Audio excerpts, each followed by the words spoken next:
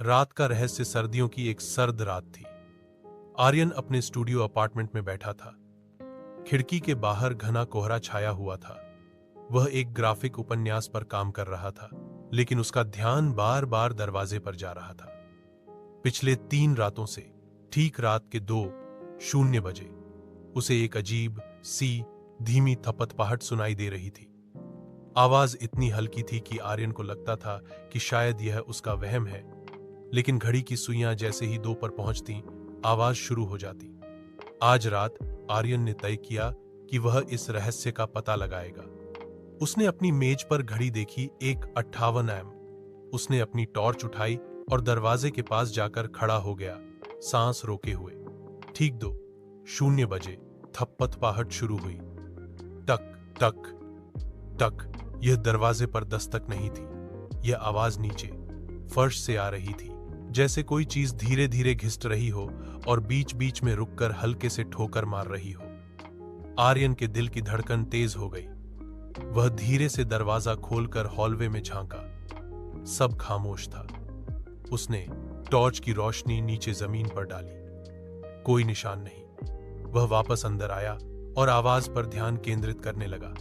आवाज अब तेज हो गई थी, जैसे वह उसके अपार्टमेंट के नीचे से आ रही हो, शायद बेसमेंट से, जहां बिल्डिंग का पुराना स्टोर रूम था। साहस बटोरकर आर्यन अपार्टमेंट से बाहर निकला और सीढ़ियों की तरफ बढ़ा। हर सीढ़ी पर उसके जूतों की आवाज डरावनी लग रही थी। बेसमेंट का दरवाजा बिल्डिंग के पीछे एक अंधेरे कोने में था। आर्यन ने दरवाजा खोला। एक फफूंदी और सीलन वाली गंध ने उसका स्वागत किया। टॉर्च की रोशनी में उसने देखा कि बेसमेंट खाली था। सिर्फ धूल से भरी पुरानी चीजें थीं।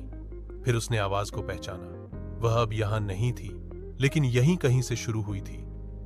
उसने बेसमेंट में घूमना शुरू किया, आवाज की दिशा का अंदाजा लगाते हुए। वह एक पुरानी जंग लगी अलमारी के पास पहुंचा। अलमारी का दरवाजा थोड़ा खुला हुआ था। जब उसने अलमारी के दरवाजे को पूरा खोला, तो उसकी टॉर्च की रोशनी अंदर पड़ी, एक लकड़ी के संदूक पर पड़ी। संदूक के ऊपर धूल की मोटी परत थी। संदूक पर किसी पुरानी स्क्रैच से कुछ लिखा हुआ था, इसे मत खोलो। डर और जिज्ञासा के बीच आर्यन ने कांपते हाथों से संदूक का ढक्कन उठाना चाहा।